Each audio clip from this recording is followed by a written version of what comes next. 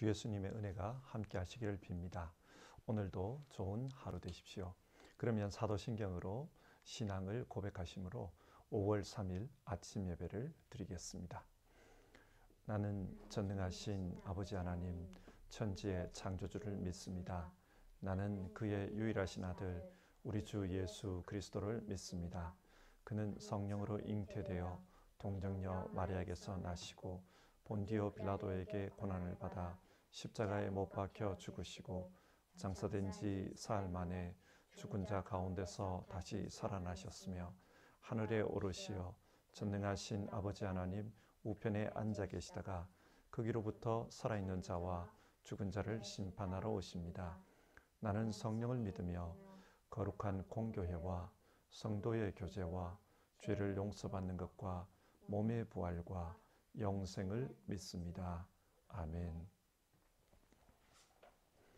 오늘 읽으실 하나님의 말씀은 역대상 9장 1절부터 3절까지의 말씀입니다.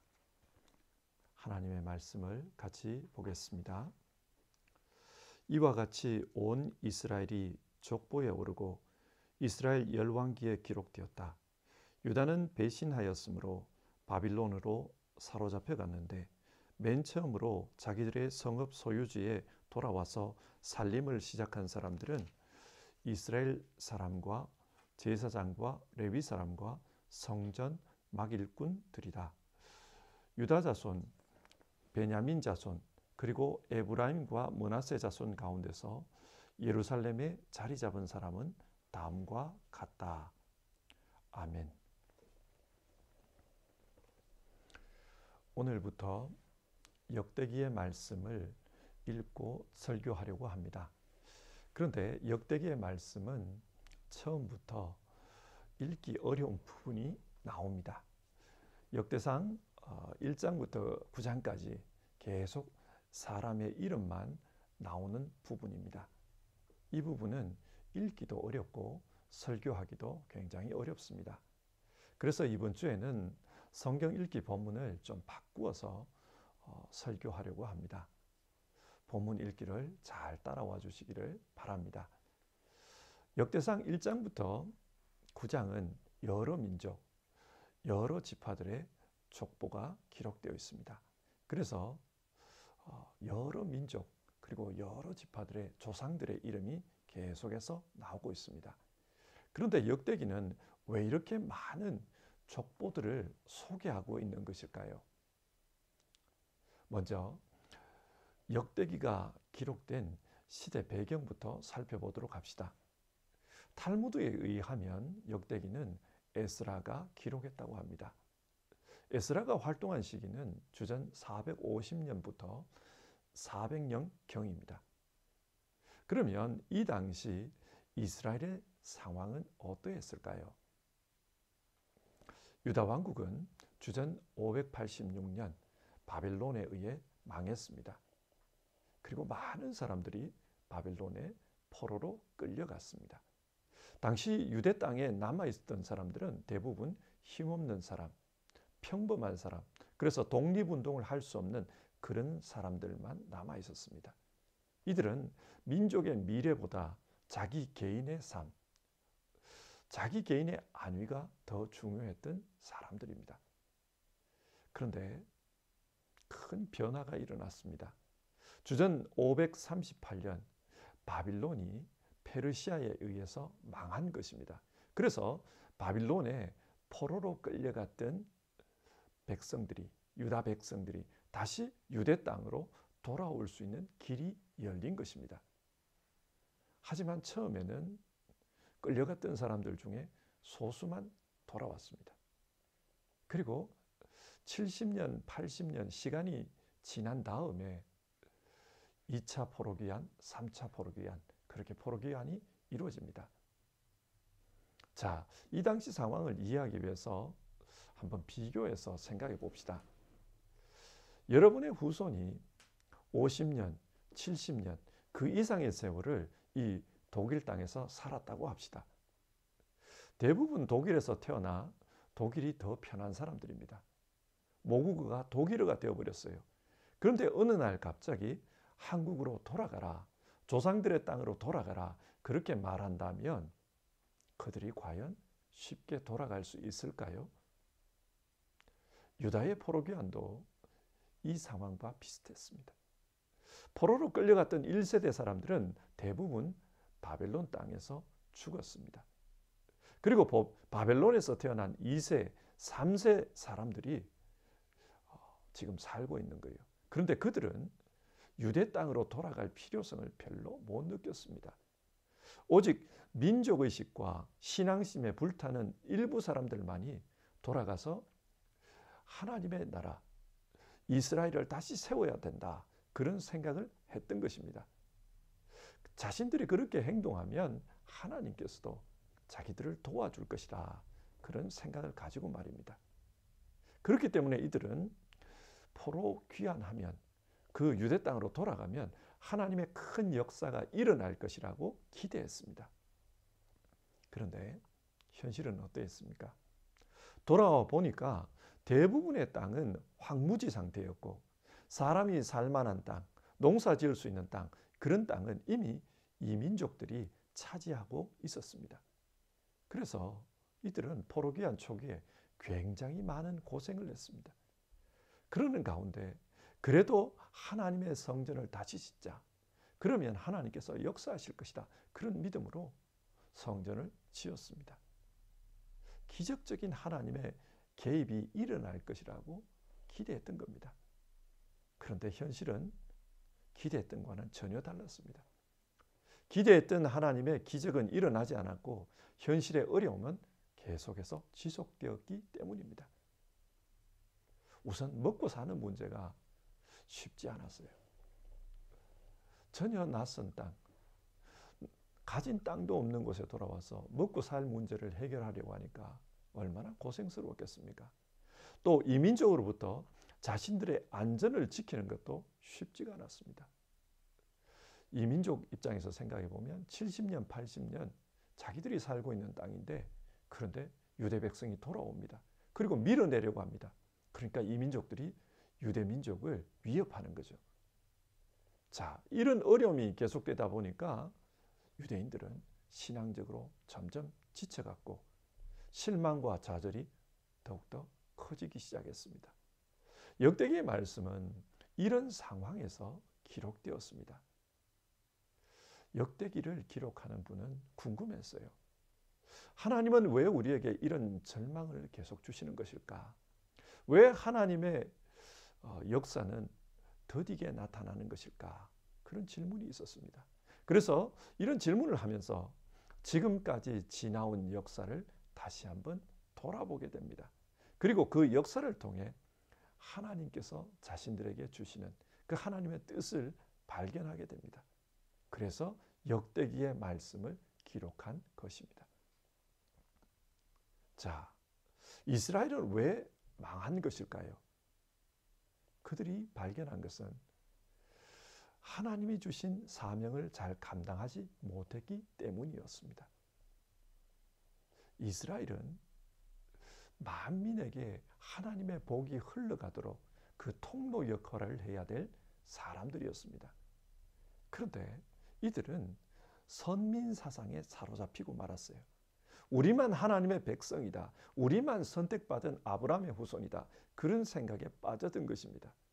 그래서 하나님은 자기들을 통해서만 역사하신다고 생각했습니다. 그런데 바벨론에 포로로 끌려가 보니까 어떻습니까? 하나님은 이스라엘 민족만 통치하는 것이 아니었습니다. 이 세계 전체가 하나님의 통치 아래에 있다는 것을 깨닫게 되었습니다. 그리고 하나님께서 이스라엘에게 주신 사명은 하나님의 말씀, 복음을 만민에게 전하는 것이다. 그래서 하나님의 복이 만민에게 흘러가도록 하는 것이다. 그걸 깨달은 거예요. 자신들은 편협한 선민 사상에 사로잡혀서 하나님께서 주신 사명을 망각하고 살았다는 것을 알게 되었습니다. 그래서 역대기 상 1장을 보면 인류의 족보를 소개하는 내용이 기록되어 있습니다. 아담으로부터 출발합니다. 아담으로부터 출발해서 많은 민족들이 소개되고 있습니다. 이 족보에 따르면 모든 민족은 하나님이 창조한 하나님의 사람들입니다.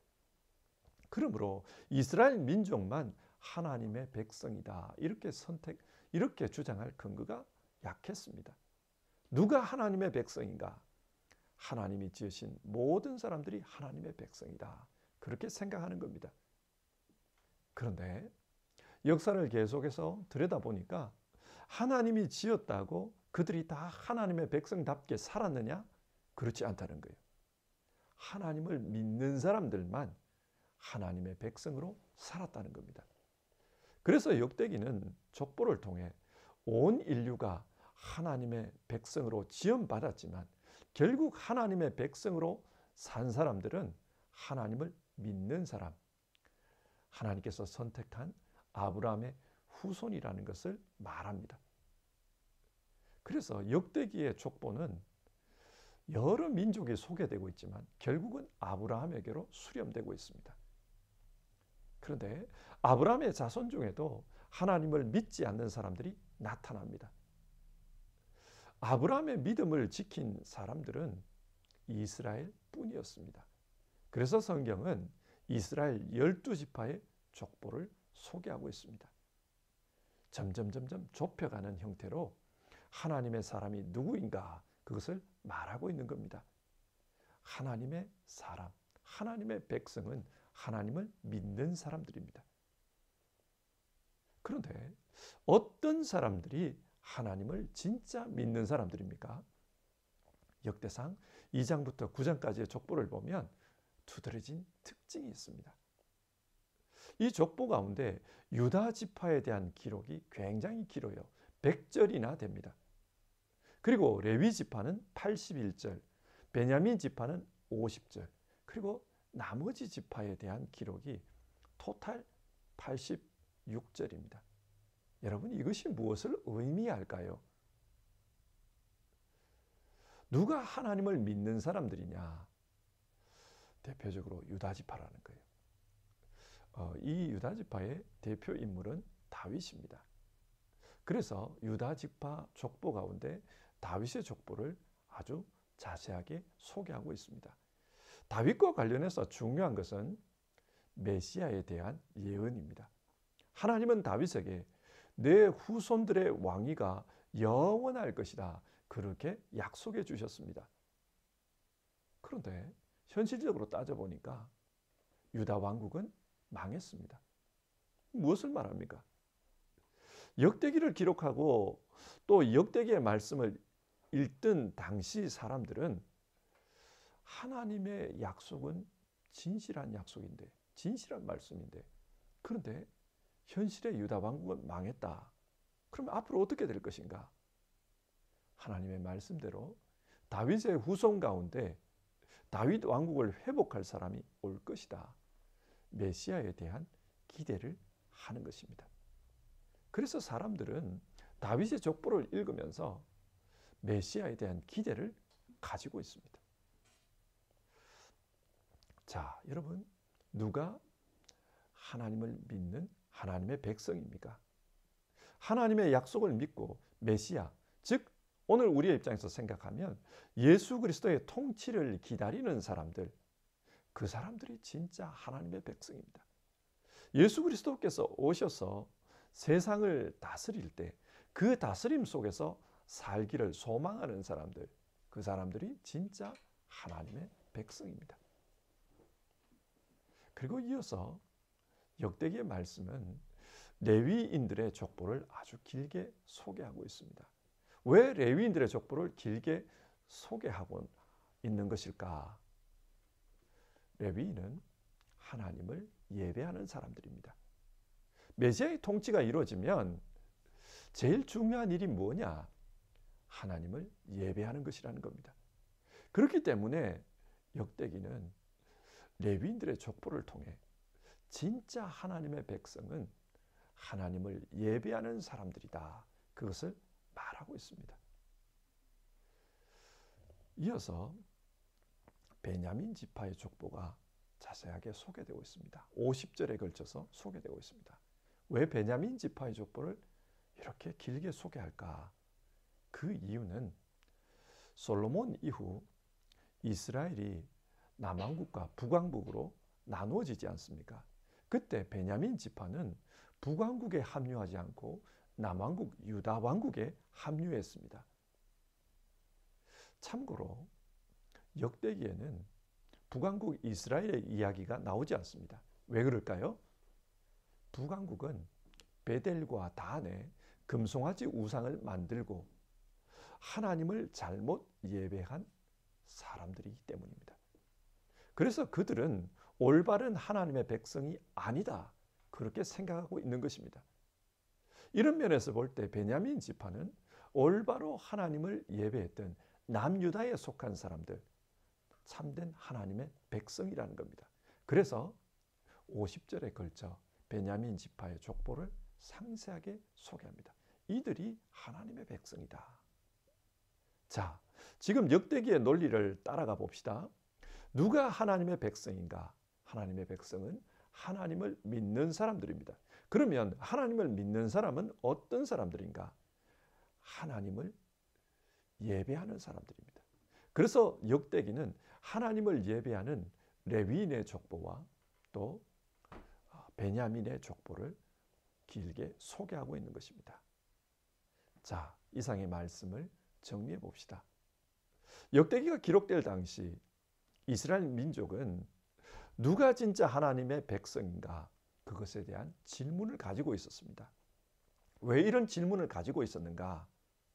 바벨론 땅에서 돌아와 보니까 사마리아에 살던 사람들이 자기들도 하나님의 백성이라고 했습니다. 그러면서 하나님의 성전을 같이 짓자, 그렇게 주장했어요. 그런데 이렇게 돌아온 사람들의 입장에서 생각해 보면 그들은 하나님의 백성이 아니었습니다. 그들은 하나님을 바르게 믿는 사람들이 아니었습니다. 하나님 신앙과 이방의 신앙이 혼합된 그런 사람들이었습니다. 그래서 그들은 사마리아 사람들을 하나님의 백성으로 받아들이지 않았습니다. 그러면서 족보를 통해 누가 진짜 하나님의 백성인가? 그것을 밝히고 있는 것입니다. 하나님의 백성은 우선 하나님을 믿는 사람들입니다. 그리고 하나님을 믿는 사람들은 하나님의 메시아 약속을 믿습니다. 그래서 메시아를 기다리며 그분이 오시면 우리를 온전하게 다스리실 것이다. 그때 우리는 그분의 백성으로서 하나님 나라 삶을 살아갈 것이다. 그런 소망을 가지고 있었던 것입니다. 그리고 또 하나님을 믿는 사람들은 하나님을 예배하는 사람들입니다. 그래서 역대기는 레위인들을 강조하고 또 하나님께 예배했던 그 사람들을 강조하고 있습니다. 자, 그런데 이렇게 하나님의 백성으로 살려고 하는데도 왜 현실의 삶은 어려웠을까요? 역대기는 겉으로는 하나님 백성 같으나 마음으로는 여전히 바벨론 포로의 삶을 살고 있기 때문이다. 그렇게 주장합니다. 실제 바벨론 포로에서 돌아온 사람들의 삶이 어땠는가? 그들은 여전히 세상의 힘, 물질의 힘을 중요하게 생각했습니다. 그래서 세상적으로 힘이 센 사람, 물질이 많은 사람을 부러워했어요. 그래서 역대기는 아직도 세상의 힘, 물질의 힘을 우상으로 섬기면서 살고 있다. 우리는 여전히 바벨론 포로에서 벗어나지 못했다. 그렇게 주장하고 있는 겁니다. 그래서 정말 이 세상의 힘, 물질의 힘에서 벗어나 온전히 하나님을 섬길 때 그때 하나님께서 우리를 도와주실 것이다. 그런 주장을 하고 있습니다. 그래서 역대기는 진짜 하나님을 바르게 믿자. 그것을 강조하고 있는 책입니다. 자, 이 말씀을 오늘 우리의 현실에 한번 적용해 봅시다. 얼마 전에 어디에 글을 써보낼 일이 있어서 독일 경건주의에 대한 글들을 읽었습니다. 독일 경건주의는 17세기와 18세기 우리가 살고 있는 이 베를린에서 가까운 지역에서 일어났던 신앙운동입니다. 그러면 어떤 신앙운동인가? 라이프치히 대학의 교수였던 펠러라는 분은 이 경건주의를 정의하기를 하나님의 말씀을 공부하는 사람, 바로 그 말씀에 따라 경건한 삶을 살고자 하는 사람, 이렇게 정의했습니다. 그러니까 성경 말씀을 배우고 그 성경 말씀에 따라 살고자 했던 것이 경건주의라는 말입니다. 이들은 왜 이렇게 살려고 했을까요? 그것은 그 당시 상황과 연관이 있습니다. 종교개혁이 일어난 지 100년이 지났을 때 독일에서는 계몽주의가 아주 강한 영향을 끼치게 됩니다. 그러면서 사람들은 합리적인 것만 믿으려는 경향을 띠게 됩니다. 그러는 가운데 성경도 이성적으로 이해되지 않는 것은 믿지 않으려고 했습니다. 이성적으로 이해되는 것만을 받아들이려고 한 것입니다. 또 교회도 많은 변화가 일어났습니다. 교회가 점점 제도화되고 계급화되고 세속화되기 시작한 겁니다. 그러는 가운데 신앙인들의 경건성, 교회의 거룩성이 상실되어 버렸습니다. 그래서 이 경건주의자들은 다시금 성경이 말씀하는 그 신앙으로 돌아가자. 성경이 말하는 그런 교회로 돌아가자. 그래서 경건주의 운동을 일으켰던 것입니다. 자, 이 경건주의와 오늘 우리가 살펴본 이 역대기가 연관이 있는 것 같지 않습니까? 역대기는 하나님의 말씀을 바르게 믿고 진짜 하나님의 백성으로 살고자 했던 사람들의 기록입니다. 우리는 이 역대기를 읽으면서 우리 역시 바르게 신앙하기 위해서 몸부림쳤으면 좋겠습니다. 왜냐? 우리 시대 역시 교회가 세속화되고 있습니다. 신앙인들이 하나님의 말씀을 점점 멀리합니다. 교회는 다니지만 성경책을 가지고 다니지 않는 사람도 많고요. 또 성경책을 가지고 있어도 읽지 않는 사람들이 많습니다. 하나님을 믿는 가운데 어려움이 생기면 하나님이 진짜 계시는가? 그렇게 회의하는 사람들이 많습니다. 이성적인 학문을 배우고 이성적으로 더 발달된 그런 책들을 읽으면서 사람들은 하나님의 존재에 대해서 부인하기 시작합니다. 자, 이런 상황에서 온전한 믿음으로 살기 위해서 몸부림쳤던 그 역대기를 읽으며 우리도 이 시대에 바른 믿음으로 살아야 되겠다. 우리도 경건주의자들처럼 그렇게 경건하게 살아야 됐다. 그런 다짐을 해보았으면 좋겠습니다. 역대기가 오늘 우리에게 주는 교훈은 이것입니다. 세속화된 시대, 정말 신앙이 붕괴되는 그런 시대, 이런 시대에 하나님의 백성으로서 하나님을 바르게 믿고 살겠다. 온전하게 하나님께 예배하면서 살겠다. 그런 마음의 소망을 품으라는 것입니다.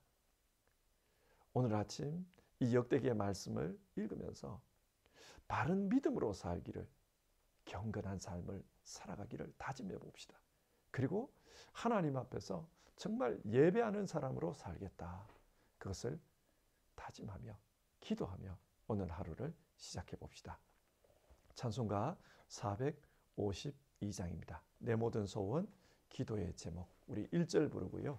같이 기도하는 시간 가지겠습니다.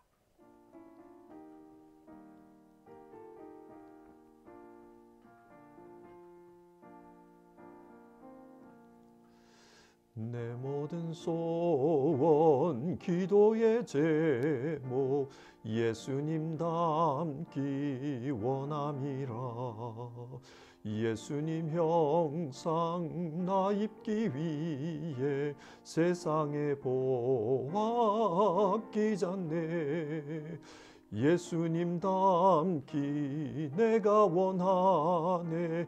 날 구원하신 예수님을 내 마음속에 지금 고도사 주님의 형상 인치소서. 아멘. 오늘 성경 말씀을 생각하면서 우리 같이 기도합시다. 우리 모두는 하나님의 백성입니다. 그래서 하나님 백성답게 살기를 마음으로 결심하면서 기도해 봅시다. 하나님, 우리가 살고 있는 이 시대도 세속화의 시대이고 믿음이 흔들리는 그런 시대입니다. 이런 시대에 정말 하나님의 사람으로서 경건한 사람으로 살기 원하오니 주님 우리에게 은혜를 주시옵소서.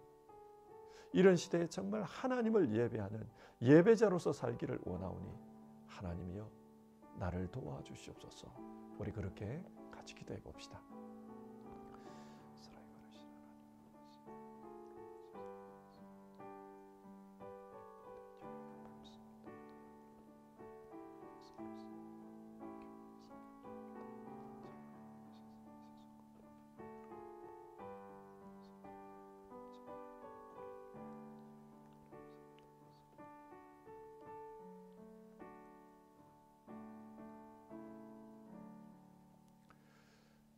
하나님, 오늘 역대기의 말씀을 살펴보는 가운데 하나님께서 무엇을 원하실까? 그런 질문을 가지게 됩니다. 지금 우리가 살고 있는 시대도 많이 세속화되었고, 그래서 신앙하는 이들도 그 신앙에 대해서 힘들어하는 그런 분들이 참 많습니다. 신앙이 흔들리고 하나님에 대해서 회의하며 또 성경 말씀을 가까이 하지 않는 그런 모습들을 많이 봅니다. 하나님, 이런 세속화된 시대, 신앙이 흔들리는 이런 시대에 우리 역시도 이 역대기가 힘썼던 것처럼 하나님의 백성답게 살기를, 하나님께 온전하게 신앙하며 예배하며 살기를 힘쓰는 그런 사람 되었으면 좋겠습니다.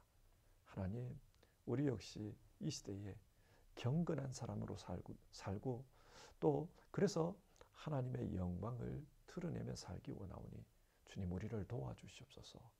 정말 하나님의 백성답게 살 수 있도록 또 하나님의 말씀을 그대로 믿고 그 말씀대로 살 수 있도록 경건한 삶을 살 수 있도록 도와주시옵소서. 오늘도 하나님 앞에 예배하며 경건한 삶을 살고자 하는 열망을 품는 모든 주님의 백성들 그 마음속에 함께하여 주시옵소서. 그리고 그 삶을 주님께서 다스려 주시옵소서. 주님의 역사가 우리 성도님들 삶 속에 나타나기를 소망합니다. 예수님의 이름으로 간절히 기도드리옵고 다리지 못한 기도는 주님 가르쳐 주신 기도로 대신합니다. 하늘에 계신 우리 아버지, 아버지의 이름을 거룩하게 하시며 아버지의 나라가 오게 하시며 아버지의 뜻이 하늘에서와 같이 땅에서도 이루어지게 하소서. 오늘 우리에게 일용할 양식을 주시고 우리가 우리에게 잘못한 사람을 용서하여 준 것 같이 우리 죄를 용서하여 주시고 우리를 시험에 빠지지 않게 하시고 악에서 구하소서. 나라와 권능과 영광이 영원히 아버지의 것입니다. 아멘.